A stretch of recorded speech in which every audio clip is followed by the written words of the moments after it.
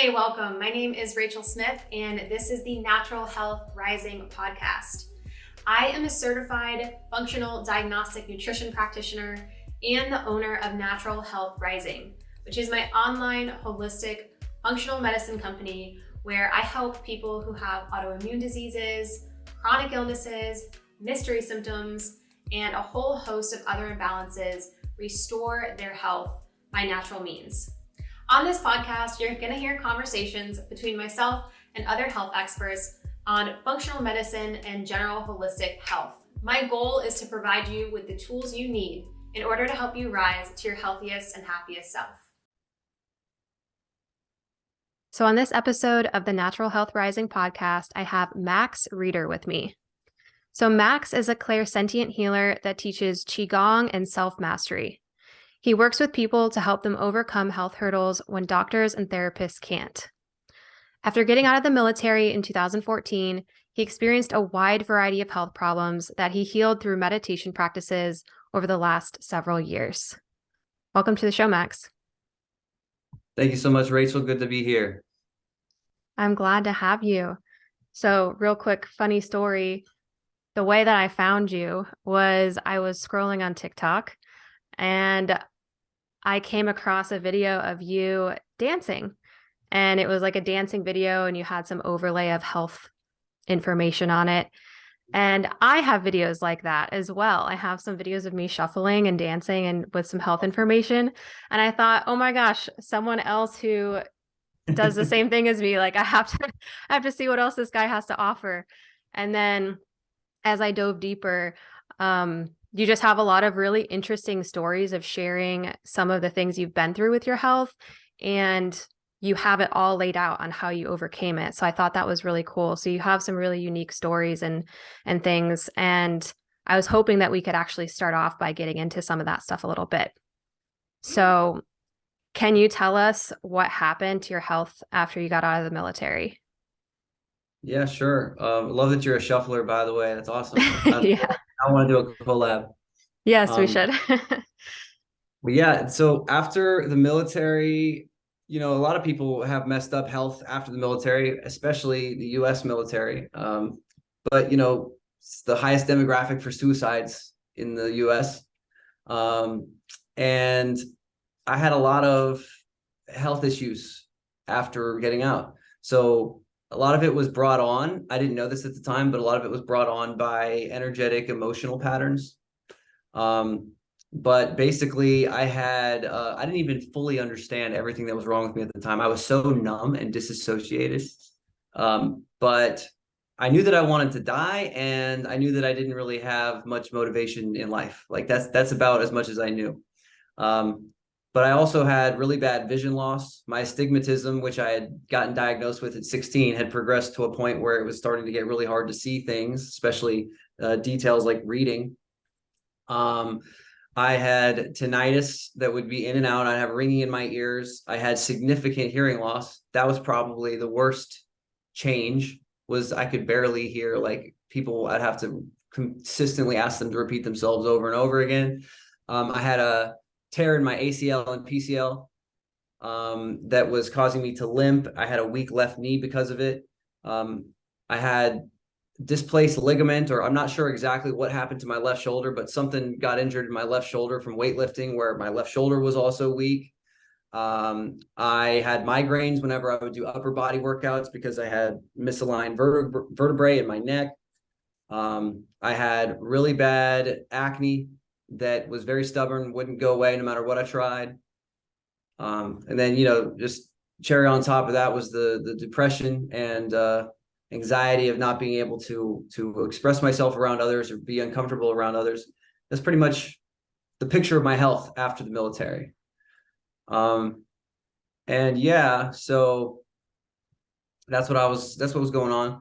And I realized when I was at the VA hospital, by the time that they prescribed me antidepressants, after I had already been given other drugs for other conditions, and they either gave me a hopeless diagnosis or they were giving me meds that were not treating the root cause. And once I was holding the antidepressants in my hand, I realized that I was facing a junction in my life where I could either go down this route of covering up the cause, which stuff that I knew was not gonna work. And I think most people in the military would agree that military medical is not very effective, and you often have to go 3 visits or more before you even get what you're going for taken care of. And I was a technician. I worked on weapon systems. I had to solve the root cause. So I had this system where if I wasn't completely resolving the root cause of the issues, I wasn't doing my job, and I could get in trouble for that. But I was seeing that in the medical field, it was very different, where they didn't have to find the root cause. And I thought that was very strange. So I decided either take these pills and do what I know is not going to resolve the problem, or decide to master this experience of consciousness. And so that was the turning point for me, where I decided, all right, I'm going to try to master this, whatever this conscious experience is. And so doors started opening for me. I actually got into this stuff because I was in college. After I made that decision, I was studying to be an electrical engineer, and I was doing a paper on the unknowns of physics, what physics breakthroughs we would be seeing in the next coming years. And consciousness kept coming up. Scalar energy kept coming up. This dark energy, Tesla called it. Basically, this idea of psychic phenomena, I couldn't ignore it. And once I found out about CIA's Project Stargate and how they learned that the Russians were spying on our military programs with their psychic spies, and that we started copying them, it was something that I really, really wanted to learn. And it kind of became the route that I took. Instead of being like I still consider myself pretty pragmatic, but instead of being physically oriented in the electrical engineering side of things, I started exploring consciousness and, this dimensional travel stuff. So I wanted to learn how to be psychic. I saw videos on YouTube of people moving the wind, aerokinesis, moving objects with the mind, with telekinesis. And I was like, okay, I want to learn how to do that. And so that's kind of how everything started. And then the healing happened alongside learning how to tap into these abilities. Okay, so the things that you were doing to get the telekinesis power, I guess you would call it, is what helped you heal, those kinds of practices? Yeah, they went together. They went together. Yeah. There's a lot of Okay. people that practice specifically telekinesis, actually, and they'll get really messed up health problems. Oh. Because it's not a balanced, it uses a lot of kidney energy, and you can really kind of make your whole system topsy-turvy if you just fully pour yourself into like achieving this power. Mm-hmm. And it tends to happen more to men. It's really funny. Women get drawn into this stuff because of the healing aspect, generally speaking. And I find that men, they like the power aspect of it. For me, I wasn't super interested in the healing. Like, okay, heal my vision. That was one of the most appealing things to me at first. But like, I wanted to, learn how to influence the environment. That was what grabbed me into it. Learn how to astral project, but the healing stuff became much more desirable to me once I started recognizing the true power that lies in healing. Mm-hmm. So what were some of the big needle movers of things you were doing that were actually improving your health? So yeah, let's start with getting more awareness in the body. That was one of the biggest things, because most people are numb. Most people are disassociated. You ask most people, how are you feeling right now? A lot of people can't articulate that. They can't, at least not in a really deeply accurate way that's in resonance with their true feelings. Most people say like, I feel good, I feel bad. Like, what does that mean though? What's underneath it? What's the quality? What's the texture of that? So one of the first things that really started changing things for me was combining meditation and exercise. That was the first step. Tiring out my body so that my mind could reach new limits in meditation. Mm-hmm. And when I started combining that with also cleaning up the diet and eating a lot more fruits and vegetables, I started to actually get high, like I was tripping on acid from eating fruits. And it sounds kind of unbelievable to some people maybe, but I mean, when you're opening your channels, it's it can get really crazy. You can get really in a high vibrational state where your perception changes dramatically. The biggest thing was letting go of my beliefs, because that's what keeps anybody where they are. Hmm. So, like, have you ever experienced you ever like hit a wall where you're absolutely not willing to accept a new perspective, or you're not willing to let go of something, and you like recognize that your whole world would fall apart if you let go of that belief? So Yeah. that was, yeah. So like, what would that be for you? Like, what's something that comes up for you that was like a really strong belief that was hard for you to let go of and dissolve? Mm, this That is was like keeping your this is a good reality rigid. question. Yeah, Yeah. that's a good question. So I definitely don't hold on to stuff like that anymore, but many times, I mean, in my past, when I was still really sick with my autoimmune disease, I Mhm. would think, oh, I'm stuck here. Like, this is how my life is. I'm always going to be tired. I'm always going to be like this, like that. Um, I used to have beliefs about work patterns, like, oh, I have to work super hard all the time in order to make a good living. Um, Yeah, yeah, that that's a was a big normal. one for me that took a while to get over. I was like, okay, this is not real. Like, I don't have to believe that. I don't have to allow that to be my life. So yeah, I definitely resonate with that a lot. Yeah, that's a really strong one that a lot of people adhere to. And it gives you a certain reference point, having this belief of like this is how stuff works. And it's one of the reasons why kids are so much better at playing than adults, because kids aren't front loaded with all these perspectives about how the world works, because they haven't had the experiences, the failures, successes, whatever, to cement these rigid perspectives. So they're a lot generally closer to enlightenment than a lot of adults are, because they know presence innately. And the more that we get wrapped up in these rigid belief patterns, the more that we're living in our own version of reality that's separated from everything else. So that was the biggest thing. And I was raised in a very strict Catholic household, plus add on top of that private schooling for most of my upbringing, and then the military after that. Like, it was just strict, rigid beliefs the whole time. So letting go of that was hard. But it was the most liberating thing I could have ever done, and it started changing everything. Everybody goes through that stage of, you feel like you're crazy when you start awakening and your world starts changing. But the more that I could be okay with letting go of everything I thought I knew and descending into the chaos, and letting the chaos be the new norm, constant change being the new norm, that was the big key, I would say, in changing everything. Mhm. What if how does somebody even identify that they're stuck though? And how would they start to let go of these beliefs that are holding them back? Like, is it just as simple as letting go, or is there more to it I that mean, you it is think? just as simple as letting go, but it's not immediately evident to most people where they need to let go. If you're making a fist for long enough, you're not even going to feel that you're clenching, and it'll just feel like it's normal to you until you have enough awareness to recognize that there's tension here, and then you can release it. But you asked, how would someone recognize? I mean, sensitizing the body is a really good way of doing it. That's why it's important to eat clean, and fasting can help. Different detox regimens can help. But it's not just physical; it's also the mental stuff. Like, people think that they can't meditate because they like to be noisy and numb. It's not that anyone can't meditate; it's that you don't like what comes up when you start sitting with yourself. Hmm.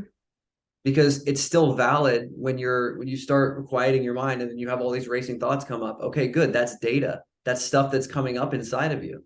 That's not because you're failing. That's because stuff is coming up. And so if you're like, oh God, I don't want, no, I don't want to think about that, or you're attached to it all the time, then you're just continuing a tension pattern. Um, so it's not that we ever don't like an experience, or we don't like certain people, or we don't like certain flavors or anything like that. It's that we don't like what comes up inside of us. So that's really a good way where you can tell where you're stuck, is where you're having resistances to anything in life. Mm. Meditation. So what about those people who are super resistant to meditation? They say they've tried it, their brain goes crazy. Is there a specific type of meditation that you would recommend or any other tips or advice you would have for those people? Yeah, well, the best advice that I ever heard was if you're thinking, you're not feeling. And it's we only have so much processing power. And if you dedicate your processing power to feeling, it's really hard to think also. So you might have thoughts like, say, it just happened to me in meditation this morning. You could be in meditation and then you go deep in this feeling and then memories start coming up. That's not a failure. There's memories that are triggered by this feeling. So, okay, don't attach to the memories. Don't attach to the head movies. Stay in the feeling. Notice how that's feeling inside of you and what in you is holding on to that. Because the more that you're able to feel, the more that you're able to be in this state of lowering your brain waves and relaxing the nervous system, entering this parasympathetic nervous response. I think that's the biggest thing that people don't they don't kind of acknowledge in themselves, is that they're attaching to thoughts rather than staying in the feeling. We're not taught to feel. It's not really anybody's fault, because society as a whole is structured to teach us to think and analyze. That's how we process information. So it's kind of a shock to your system to, okay, I'm going to feel now, because we don't want to trust what we feel.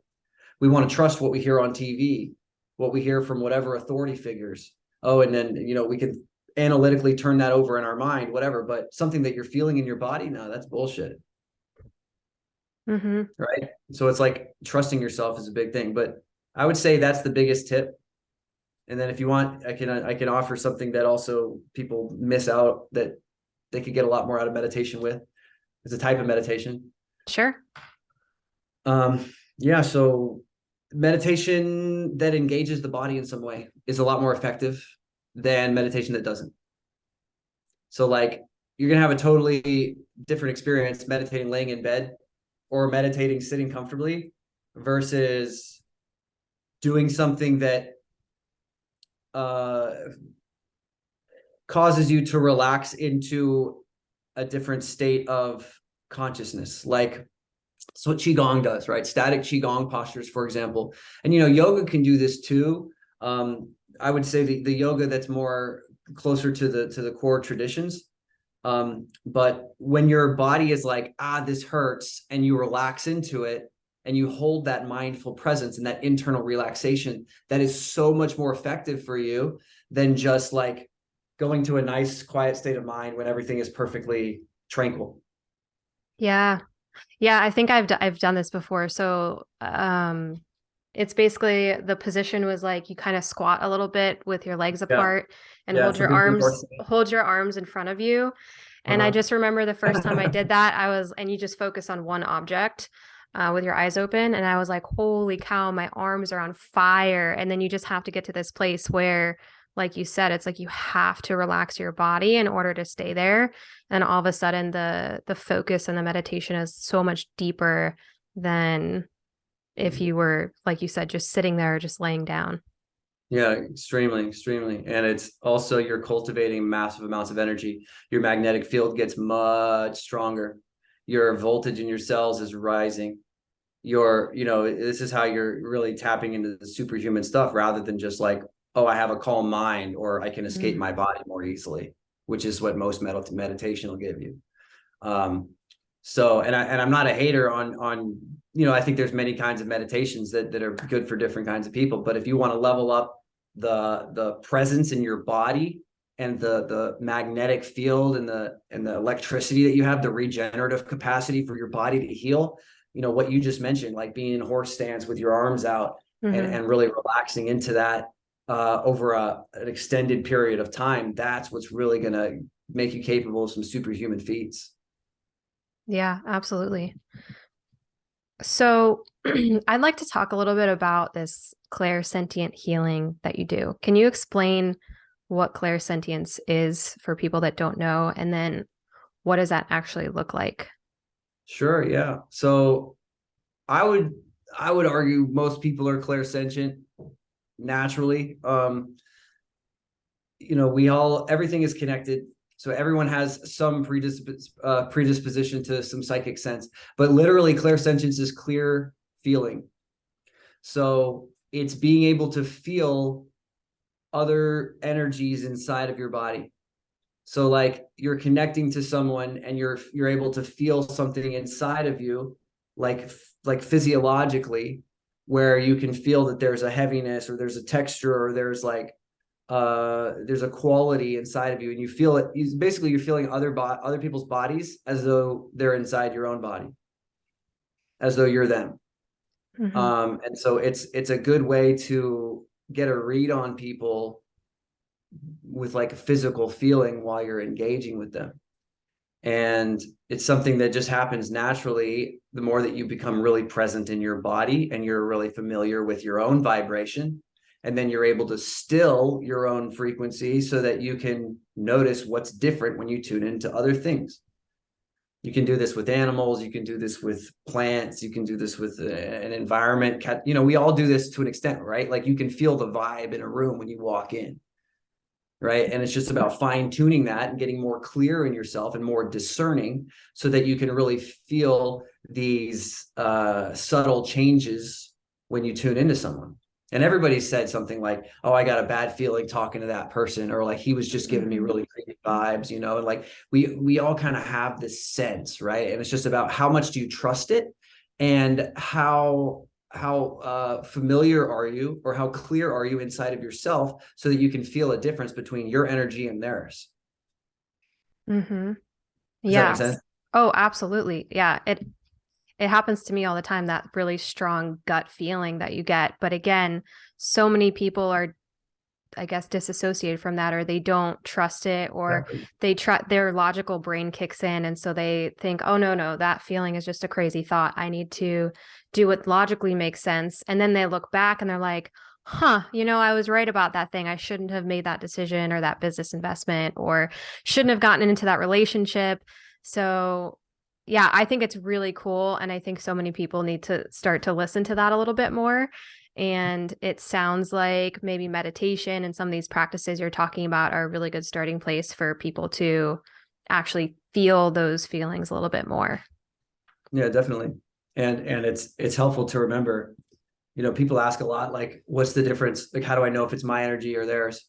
Um, there's a couple ways to tell. I mean, for one thing, most of what you're feeling is not originally yours. So, I mean, how far back do you want to go? Like, you know, Mm. you're supposed to be a pure energy body, and anything that's contaminating you is feeling heavy. So it's like nothing's really yours, I would say.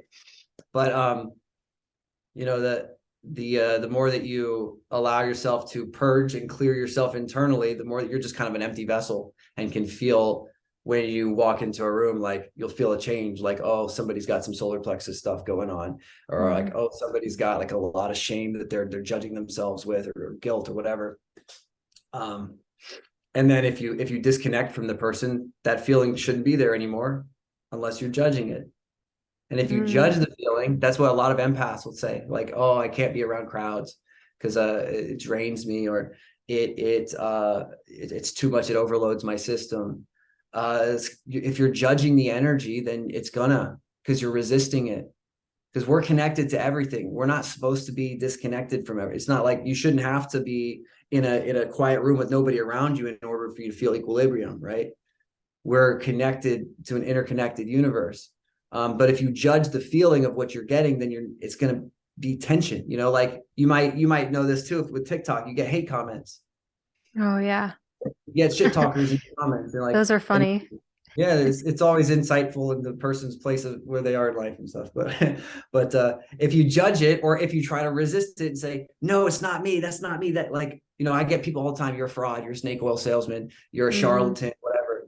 And when I was saying that's not me, that's not true, then you know what was happening? I was getting all this stuck energy accumulating in my gut.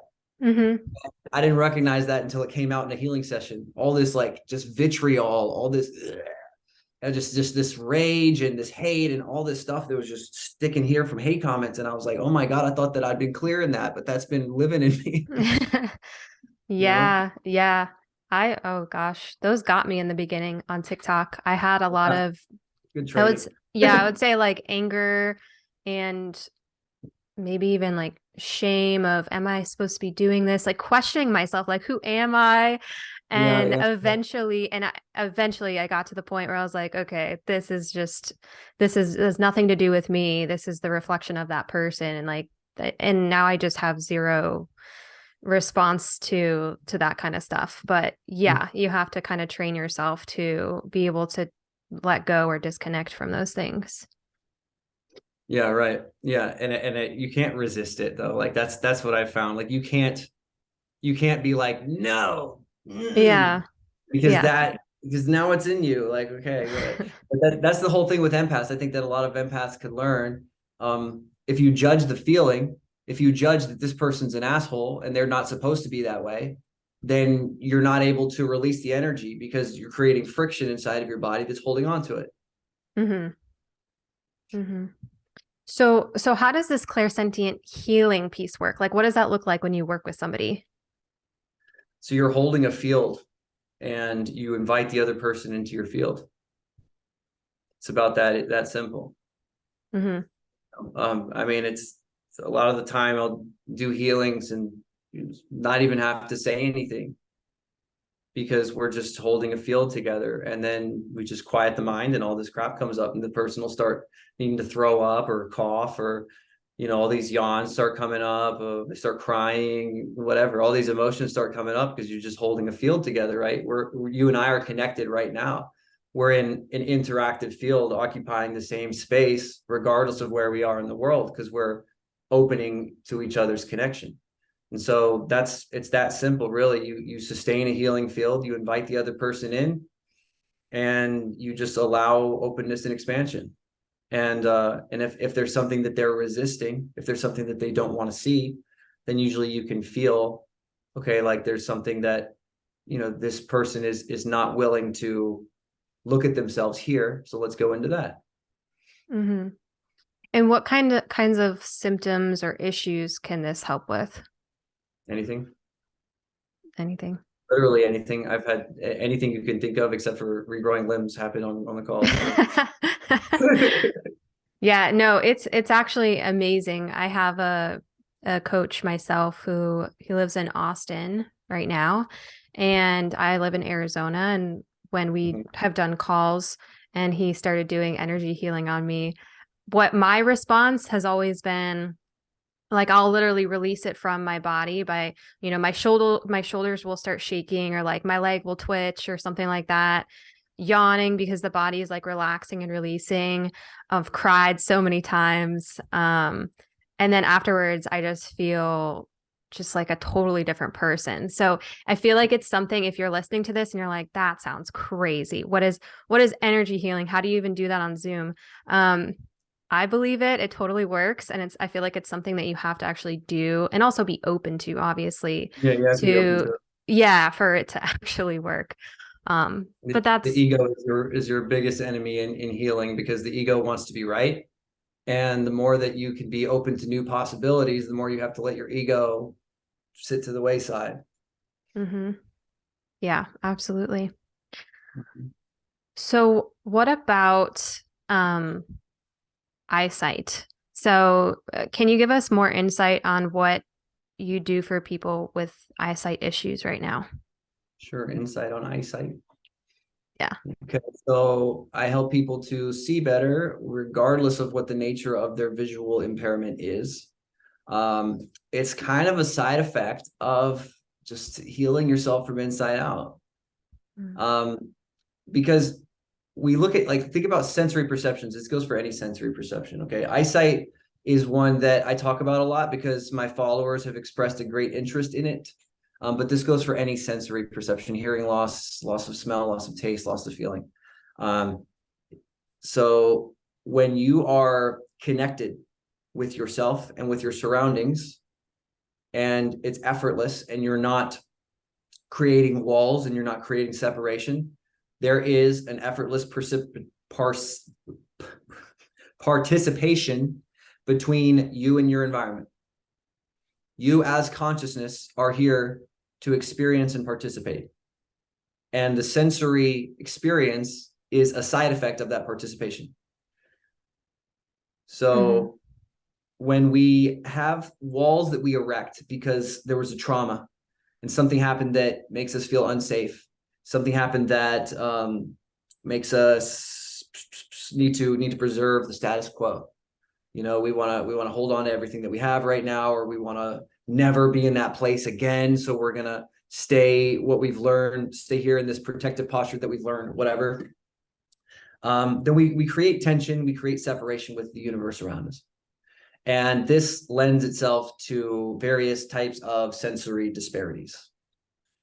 So, it comes up a lot, like when someone's having eyesight issues, there's something that they don't want to see. Mm-hmm. Or, they're projecting their field out away from them, or they're only paying attention to what's in their immediate surroundings as what's real. Mm-hmm. Okay. Um, yeah, but it's good to not be too scholarly about it, because the more you get into analysis of it, the more that you start going into this tension pattern again. And it's really more about unbecoming what you've become to make you this animal of tension, and just like releasing and resetting back to the normal feeling based beings that we're supposed to be. Mm-hmm. Okay. Beyond that kind of stuff, are there specific eye exercises or foods or something that is very specific to the eyesight that people do? Yeah, there are. So there's different ways of looking at it. There in the Chinese medicine, there are, the eyes are connected directly to the liver. And so we want to take care of the liver energy in order Okay. to support the eyes. Now, the liver and the wood, it's the wood element in the five elements of Chinese medicine, is generated by the water element, which is related to the kidneys. So without Mm-hmm. getting too into everything, basically by taking care of the kidneys and the liver, we can directly support the vision. Mm-hmm. Okay. Eye floaters are a common topic. Eye floaters are related to either your water from the kidneys or liver from the wood, because the water supports the wood. And so you have this dissolution of the collagen matrix in your eyes, where basically you have these fibers floating around. And so we need to strengthen the internal structure of the body. We need to strengthen the wood element by supporting the kidneys. Now, a lot of us have really drained kidneys. A lot of us, we're working too hard, we're too sedentary, we're not sleeping enough, we're not doing a practice like Qigong or yoga or something that replenishes and regenerates the kidneys. We're taking too many supplements or too many drugs that are significantly draining the kidneys. And so this lends to sapping your liver and draining from the power that your eyes have. So eating foods that are really sour really helps support the wood element, like citrus, vinegar, sauerkraut, fermented foods. Leafy greens also very, very good for supporting liver health. But the biggest thing, we always get into a little bit physical stuff, but the biggest thing by far that anybody could do to resolve any physical imbalance they have, from what I've seen, from what my teachers have taught me, is to resolve their own mind crap, to resolve the mental spiritual patterns that lead into the energetic patterns that lead into the physical patterns. So like physical, it's like band-aids, even I think diet's important, but not nearly as important as what are you trying to not see right now that is clouding your vision. Are you afraid of looking into the future? Are you afraid of seeing what's coming in the later years of your life because you're getting closer to death?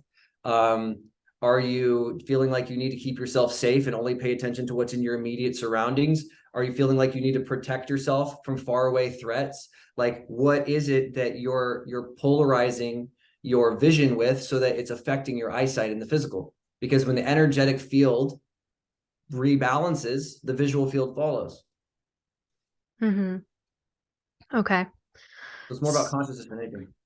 Yeah, definitely. I used to have eye floaters really bad, and those things are completely gone now. So, Awesome. yeah, I know what that experience is like. You listed a couple of foods for the liver. I was just curious if you had a couple to add on for the kidneys, just to round that Yeah, out.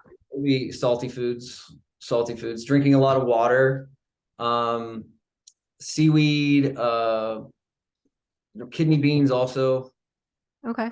Coincidentally are good for the kidneys. But basically, like foods that are going to be black or dark blue, blueberries, they're good for the kidney energy because kidney energy is associated with blue or black, or dark blue and black colors. So generally speaking, foods that are green for wood and foods that are dark blue, black for the water. Okay. Awesome. Thanks for that. Yeah. Mhm. Can you tell us what fragrant Qigong is? Yeah, sure. Fragrant Qigong, really interesting story behind it. There was a kid um, back sometime in the early 1900s that he was 12 years old. He had skin cancer, incurable skin cancer. And this was in Luoyang, China. And there was a Buddhist monk that came and visited his family for the night. The Buddhist monk needed a place to stay. The family let him stay with them.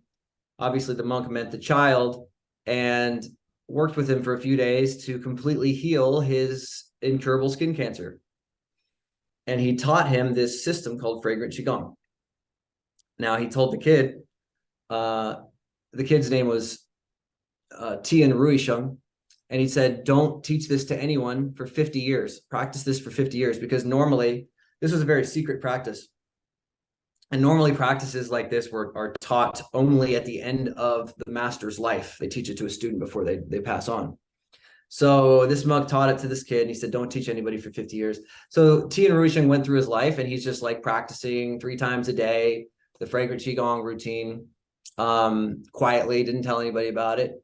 And then 50 years later, when he finally had matured the abilities, he had all these crazy healing abilities that he had cultivated over the decades. And so he took a group of people. I don't remember, it was somewhere over 100 people, and for 2 weeks worked with them, and most of the people that were in this group were healed of all kinds of things, cancers, paralysis, autoimmune diseases, whatever stuff they had going on. And then they started training people in it, and then they started training people, and it became this huge movement throughout China. And it's called fragrant qigong because when you practice it, there's a smell, there's a palpable smell that can be detected by passersby, that the group, like, you can sometimes you can smell it if you're practicing on your own. If you have a group practicing it, it's much more common that it can be smelled, and it smells like this nice fragrance. It smells like flowers. It smells like what's another thing, that like perfume. So it can smell like this really pleasant fragrance. And he was known to have all of his possessions smelled like this. His house smelled like this. And it's just a natural, energetic smell that comes up as a result of the practice. And also it obviously enhances healing abilities. And it's really, really easy to practice, which is why I started teaching it, because I figured it was good for TikTok. It was people who have a short attention span and are maybe don't want to dedicate hours of practice to meditation per day. They can just bust this out while they watch TV, because it's one of the only qigong techniques that can be practiced while you watch TV. Oh, wow. Okay. Mhm. So what is like, how long does this take for somebody to get benefits from this, or what would the benefit look like to them from practicing the fragrant qigong? Any qigong practice that you ever do, you want to give it 3 months before you evaluate. Okay. And when I healed myself from the stuff that I was dealing with in the Navy, it was at least a 3-month window.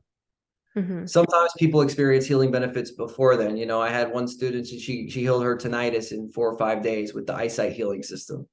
Um, some people will have like their vision improving, for example, in like within a couple of weeks. It's really good to give 3 months of dedicated practice, not missing a day, before you evaluate, like, how does this feel for me? Is this having an effect that I enjoy? So Hmm. that's where most people are going to drop out, because most people aren't willing to do something for a season. Right. Okay. Can you talk a little bit about chi and what that is and how someone would cultivate it or why they would want to cultivate it? Yeah, sure. This is an interesting. I really like the idea of it, this topic that you just suggested, because this is where we have a big break between the Western school of thought and then the Eastern. Um, Chi is an invisible, intelligent, informational energy, and we don't have a way to measure it yet.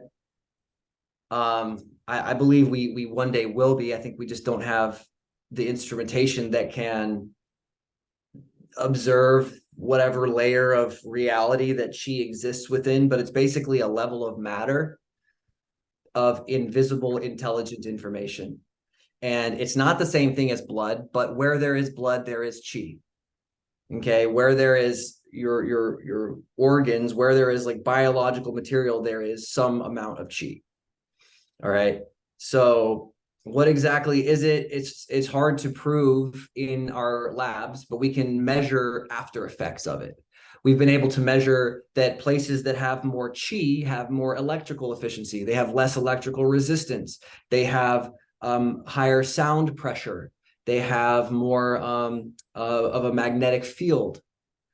There's microwatts that can be measured in the area of electromagnetism. So like we're able to measure after effects of chi, but chi is not electricity. Chi is not magnetism. It's something that accompanies those things. So, and it can be directed with consciousness. That's the main thing about it. So the mind leads the chi, and the chi affects the physical body. So when we're thinking, wasting our thoughts on things that don't matter, we're pouring in all of this chi, also called life force energy. We're pouring in all this life force energy into this construct that maybe doesn't serve us, and we're empowering that thing. That's why, you should never be anti something, because you're feeding energy into it. So does that answer your question? Where would you like me to go with it? Sure. So that was a really great explanation of what it is. Does someone like, how do we cultivate it in our bodies, or where do we want to direct it? Okay, so how we can cultivate it, the strongest way to cultivate chi is, as we were talking about earlier, with meditation exercises that engage the body. The body functions like a capacitor. And when we are, it's like the lower dantian, below the belly button. People that are familiar with the chakras, it's about where the sacral chakra is. This is basically structured like a capacitor. It has 6 layers. It's a layer of fat muscle, and fascia. And it basically functions as an energy storage unit. But we can store energy throughout our whole bodies. And so when we're in a state of accumulating energy and we're relaxed, but there's mild, I would say tension, but I'm hesitant to say the word tension because we don't want to have tension that we can control. But like if you're standing, if you're engaging the muscles, there's going to be a minute amount of tension, right? But if you have a little bit of this and you're relaxed and you're cultivating, what you're doing is you're drawing in energy from the air around you. You're drawing in energy from the earth. I had a client that was practicing Qigong for 2 days while fasting, and she gained 12 pounds while not eating any food. So it's like you're gaining energy from the environment. We think that we need food for energy, and food's great, but it's not the only way to get energy in our bodies. Fat is stored energy. Interesting. So, yeah. Did she actually look like she gained weight, or did she just step on the scale and she was 12 pounds She heavier? just measured it on the scale. I don't know if it was very noticeable visually. She used to be a 4-time powerlifting champion, so I think that she has a propensity for holding a lot of tension in the first place in her body, which is probably why she was had a proclivity to gaining that much in such a short period of time. But yeah, that's it's just a good example of how real the energy, the usable energy in our environment is. And the more connected we are to our environment, the more that we don't have to be low on energy all the time. Okay. So by doing these meditation practices, we're basically just increasing that life force energy and giving ourselves energy, essentially. Yeah, sure. And the other thing is we waste a lot of our chi all the time. I talk to a lot of people that they feel like they don't ever have any energy. And then by the time I get done working with them or talking to them with a while, we've identified all these places where they're spending their energy. It's like you only get paid so much from a paycheck. If you spend all your money all over the place, obviously you're going to be broke at the end of the day. So we have to take an inventory of where we're spending our energy. Most of our energy goes between two things: thinking about things we don't need to think about, and holding tension in the musculoskeletal system. Mm. Those are two huge drains on our energy. So really, before we fixate on how can I cultivate and gather more energy, it's first, where am I wasting my energy? I love that. You want to regulate the mind and the body so that you're more adept to store and build with more, and you're not just wasting all your money. Mm-hmm. Yeah.